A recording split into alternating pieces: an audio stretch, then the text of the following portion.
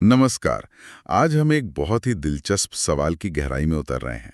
लोकतंत्र का विचार यानी अपनी सरकार खुद चुनने का आइडिया आखिर दुनिया भर में फैला कैसे? ये कोई सीधी सादी कहानी नहीं है। बिल्कुल नहीं। हमारे पास एक नागरिक शास्त्र की किताब का अध्याय है जो इस विचार के उतार चढ़ाव भरे सफर को दिखाता है। तो हमारा मिशन है ये समझना कि इसके लिए कैसे कैसे संघर्ष हुए और इसके असली मायने क्या हैं। और इसकी शुरुआत हम दो बहुत अलग लेकिन दिलचस्प कहानियों से करेंगे। हाँ, एक है चिली और दूसरा है पोलैंड। तो चलिए सीधे चलते हैं 1970 के दशक के चिली में। हम्म 1970 में साल्वादोर आयेंदे चिली के राष्ट्रपति चुने गए। जी, वो सोशलिस्ट पार्टी के नेता थे और उन्होंने पॉपुलर यूनिटी नाम के एक गठबंधन के साथ चुनाव जीता था। और सत्ता में आते ही उन्होंने गरीबों और मजदूरों के लिए बड़े पैमाने पर सुधार करने शुरू कर दिए। हाँ, बहुत बड़े सुधार थे वो। जैसे कि उन्होंने बच्चों के लिए मुफ्त दूध की योजना शुरू की भूमिहीन किसानों को जमीनें भी बांटी। और देश की शिक्षा प्रणाली में भी बड़े बदलाव लाने की कोशिश की। सुनने में तो ये सब बहुत अच्छे और जरूरी काम लगते हैं। लगते तो है। तो फिर इनके खिलाफ इतना बड़ा विरोध क्यों हुआ? इतना कि उनकी सरकारी गिरा दी गई? सवाल बिल्कुल सही है और इसका जवाब वो क्या है ना, चिली के समाज और उस वक्त की दुनिया की राजनीति में छिपा है। आइंदे के जो सुधार थे वो सिर्फ कल्याणकारी योजनाएं नहीं थीं। अच्छा। वो एक तरह से देश में दौलत और ताकत के बंटवारे पर हमला थी। सदियों से जिन अमीर जमींदारों और उद्योगपतियों का देश के संसाधनों पर कब्जा था, उन्हें अपनी जमीनें छिनती हुई दिख रही थीं। अपनी ताकत जाती हुई दिख रही थी। बिल्कुल। चर्च भी उनके खिलाफ था और सिर्फ देश के अंदर ही नहीं, विदेशी कंपनियां भी उनसे बहुत नाराज थीं। खासकर वो जो तांबे के खदानों से पैसा कमा रही थी। ठीक पकड़ा। चिली के तांबे के खदानों से वो अरबों कमा रही थी और आइंदे ने उन पर भी लगाम कसनी शुरू कर दी थी। अच्छा, तो अंदर और बाहर दोनों तरफ से दुश्मन तैयार हो रहे थे। हाँ, और हमें ये भी याद रखना होगा कि ये 1970 का दशक था, शीत युद्ध का दौर। दुनिया दो खेमों में बटी थी, अमेरिका और सोवियत संघ। तो लैटिन अमेरिका में एक लोकतांत्रिक तरीके से चुनी हुई समाजवादी सरकार का बनना अमेरिका जैसी महाशक्ति को बिल्कुल पसंद नहीं आ रहा था। तो एक बाहरी दबाव भी था। बिल्कुल, एक बाहरी दबाव लगातार बना हुआ था जो आइंदे की सरकार को अस्थिर करने में लगा था। और इसी माहौल का नतीजा था 11 सितंबर 1973 का वो दिन। सेना ने जनरल ऑगस्टो पिनोशे के नेतृत्व में तख्ता पलट कर दिया। जी। नौसेना ने बंदरगाह पर कब्जा कर लिया और राष्ट्रपति आयेंदे से कहा गया कि या तो वो पद छोड़ दें या देश से बाहर चले जाएं। और उन्होंने दोनों बातों से साफ इनकार कर दिया। ये बात मुझे बहुत हैरान करती है। एक तरफ सेना ने राष्ट्रपति भवन को घेर रखा है, उस पे बम बरसाने वाली है, और दूसरी तरफ राष्ट्रपति आयेंदे रेडियो पर देश को अपना आखिरी संदेश दे रहे हैं। उस भाषण में ऐसा क्या खास था जो आज भी याद किया जाता है? उस भाषण में एक दृढ़ता थी और भविष्य के लिए एक उम्मीद थी। उन्होंने कहा, मेरे मुल्क के मेहनतकश मजदूरों, मुझे पूरा भरोसा है कि मेरी कुर्बानी बेकार नहीं जाएगी। कमाल है। और मैं महाअपराध, कायरता और देशद्रोह के खिलाफ एक नैतिक सबक बनकर मौजूद रहूंगा। अपने जीवन के आखिरी क्षणों में भी उन्हें अपनी मौत से ज्यादा इस बात की फिक्र थी कि इतिहास उन्हें कैसे याद रखेगा। और कुछ ही देर बाद हवाई हमले में उनकी मौत हो गई। हाँ। और इसके साथ ही चिली में लोकतंत्र का एक अध्याय खत्म हो गया और एक बहुत ही काले अध्याय की शुरुआत हुई। जनरल पिनोशे देश के राष्ट्रपति बन बैठे और अगले 17 सालों तक चिली में क्रूर सैनिक तानाशाही चली। 17 साल? जी, 17 साल। पिनोशे सरकार ने आयेंदे के समर्थकों और लोकतंत्र की मांग करने वालों को बेरहमी से कुचला। हजारों लोग या तो मार दिए गए या लापता कर दिए गए, जिनका आज तक कुछ पता नहीं चला। खुद आइंदे की बेटी और परिवार वालों को जेल में डाल दिया गया और बहुत यातनाएं दी गईं। लेकिन तानाशाही हमेशा नहीं चलती। 17 साल तक राज करने के बाद 1988 में पिनोशे ने एक जनमत संग्रह कराने का फैसला किया। एक सीधा चुनाव जिसमें लोगों से बस हाँ या ना में जवाब मांगा जाता था। उन्हें शायद लगा था कि लोग डर के मारे हाँ ही कहेंगे और उनकी सत्ता हमेशा के लिए पक्की हो जाएगी। बिल्कुल, पर हुआ इसका ठीक उल्टा। चिली के लोगों ने अपने डर पे काबू पाया और भारी बहुमत से पिनोशे की सत्ता को ना कह दिया। ये तो एक खामोश क्रांति थी। हाँ, एक तरह से खामोश क्रांति ही थी। बिना हथियार उठाए पिनोशे के सैनिक शासन का अंत कर दिया और चिली में लोकतंत्र की बहाली का रास्ता साफ हुआ। और फिर सालों बाद 2006 में मिशेल बेशेले चिली की राष्ट्रपति चुनी गईं, जो खुद सैनिक तानाशाही की शिकार थीं और जिनके पिता की पिनोशे के शासन में हत्या कर दी गई थी।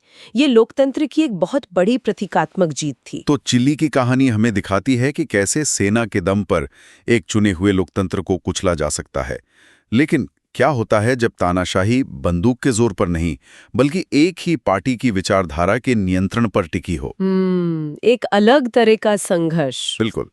इस तरह के संघर्ष को समझने के लिए अब हम चलते हैं 1980 के दशक के पोलैंड। जी, 1980 में पोलैंड में एक अलग ही तरह की गैर लोकतांत्रिक सरकार थी। यहाँ पोलिश यूनाइटेड वर्कर्स पार्टी का शासन था, जो एक साम्यवादी दल था। तो मतलब पूर्वी यूरोप के कई देशों की तरह यहाँ भी किसी और पार्टी को चुनाव लड़ने की इजाजत नहीं थी? इजाजत ही नहीं थी, लोगों के पास कोई विकल्प ही नहीं था। और इस पूरी व्यवस्था पर पड़ोसी देश सोवियत संघ का मजबूत नियंत्रण था। तो यहाँ बदलाव की शुरुआत कैसे हुई? चिली में तो सेना ने सब कुछ अपने हाथ में ले लिया था, यहाँ क्या हुआ? यहाँ बदलाव की चिंगारी एक हड़ताल से भड़की।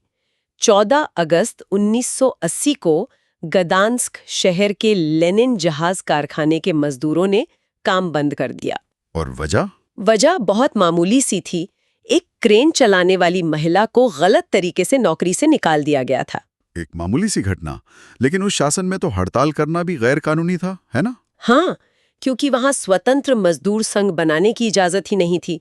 लेकिन यही छोटी सी हड़ताल दिखते ही देखते पूरे शहर में फैल गई।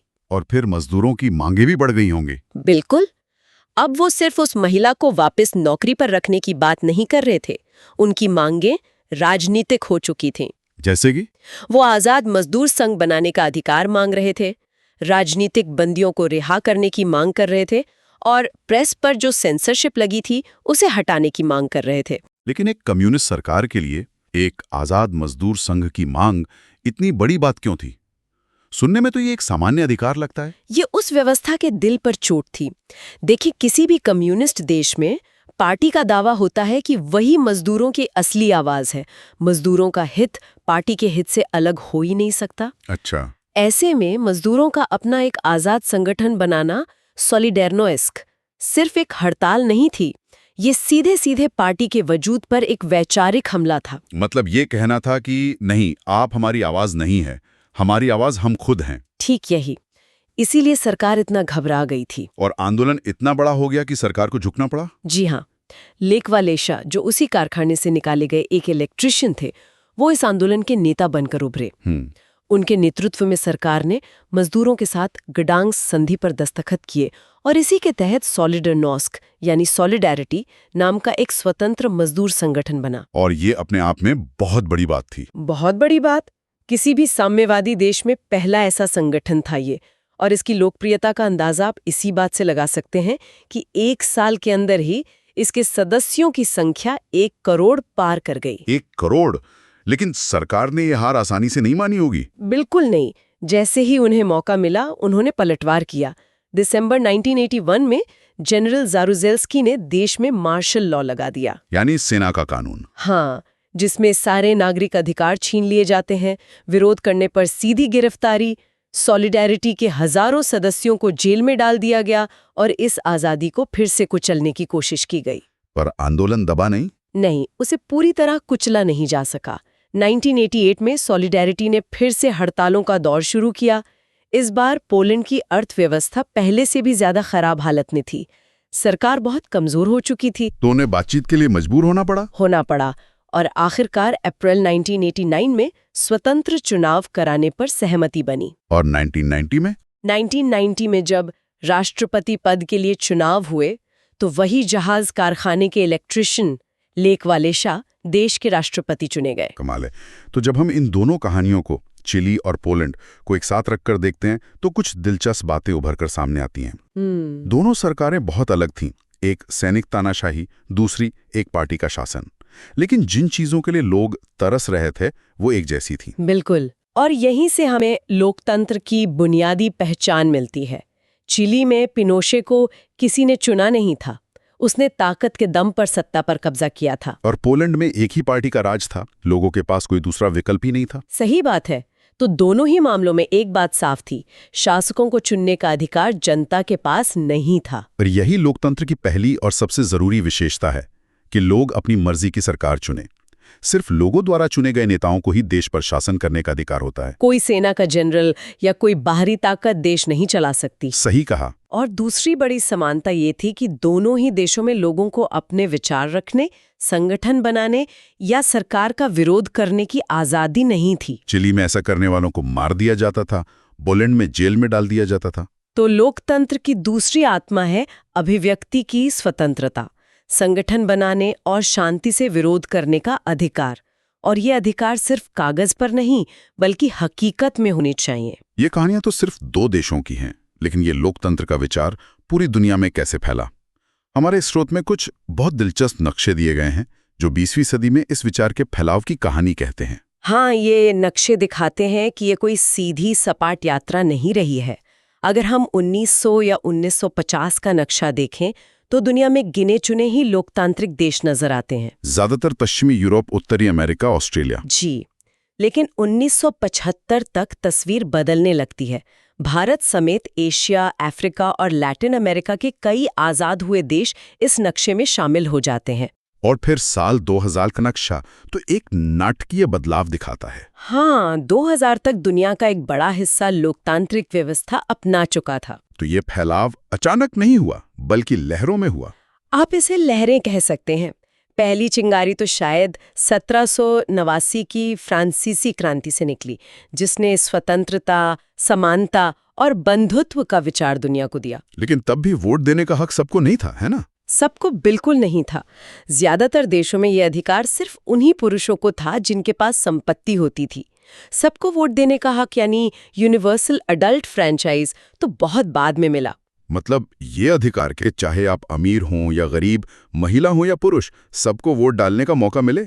जी, इसके लिए बहुत लंबी लड़ाई लड़ी गई। और दूसरी बड़ी लहर कब आई? दूसरी और शायद सबसे बड़ी लहर 20वीं सदी के मध्य में आई, जब उपनिवेशवाद का अंत हुआ।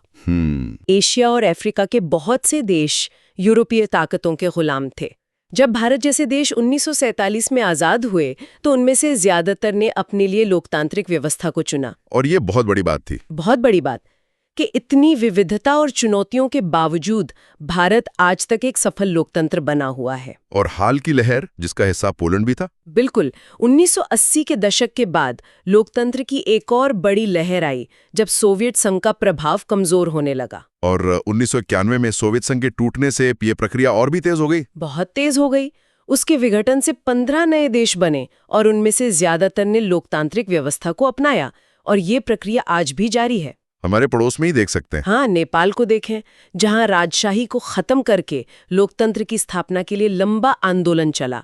या पाकिस्तान का उदाहरण लें, जहां बार बार सैनिक तख्ता पलट हुए हैं और लोकतंत्र की बहाली के लिए वहां के लोगों को लगातार संघर्ष करना पड़ा है। तो हमने देखा कि लोकतंत्र की स्थापना कोई एक दिन की घटना नहीं है। ये चिली और पोलैंड जैसे देशों में दशकों के संघर्ष, त्याग और कुर्बानियों का नतीजा है। ये दिखाता है कि लोकतांत्रिक अधिकार हमें यूं ही थाली में परोसकर नहीं मिलते। उन्हें हासिल करना पड़ता है और फिर उनकी लगातार रक्षा करनी पड़ती है। लेकिन यहाँ एक बहुत महत्वपूर्ण सवाल उठता है जिसे हमारे स्रोत ने आखिर में उठाया है। क्या? हमने अभी तक देशों के अंदर लोकतंत्र की बात की, लेकिन वैश्विक स्तर पर क्या स्थिति है? दुनिया को चलाने वाली अंतर्राष्ट्रीय संस्थाएं जैसे संयुक्त राष्ट्र, क्या वो खुद लोकतांत्रिक हैं? ये तो बहुत दिलचस्प सवाल है, क्योंकि संयुक्त राष्ट्र का काम तो दुनिया भर में लोकतंत्र को बढ़ावा देना है। काम यही है, लेकिन उसकी अपनी बनावट पर सवाल उठते हैं। इसका सबसे अच्छा उदाहरण है संयुक्त राष्ट्र सुरक्षा परिषद, यूएन सिक्योरिटी काउंसिल। जी, ये दुनिया में शांति और सुरक्षा बनाए रखने वाली सबसे ताकतवर संस्था है। इसमें कुल 15 सदस्य देश हैं। इनमें से 10 अस्थायी होते हैं जो 2-2 साल के लिए चुने जाते हैं, लेकिन 5 स्थायी सदस्य हैं: अमेरिका, रूस, ब्रिटेन, फ्रांस और चीन। और खास बात इन 5 स्थायी सदस्यों की ही है ना? बिल्कुल। इन 5 देशों के पास एक खास ताकत है जिसे वीटो का अधिकार कहते हैं। वीटो? इसका मतलब ये है कि अगर सुरक्षा परिषद के बाकी सभी 14 सदस्य किसी फैसले पर पूरी तरह सहमत हों, लेकिन इन 5 में से कोई एक देश भी उसके खिलाफ वोट कर दे, तो वो फैसला रद्द हो जाएगा। वो प्रस्ताव पास नहीं हो सकता। बिल्कुल, एक देश की मर्जी बाकी 14 देशों की सामूहिक इच्छा पर भारी पड़ सकती है। तो सवाल ये उठता है कि क्या ये व्यवस्था लोकतांत्रिक सिद्धांतों के अनुरूप है? ठीक यही, जहां कुछ देशों को दूसरों पर इतनी ज्यादा ताकत दी गई है। ये एक ऐसा सवाल है जिस पर सोचने की जरूरत है, जब हम सिर्फ अपने देश में नहीं बल्कि पूरी दुनिया में लोकतंत्र की बात करते हैं।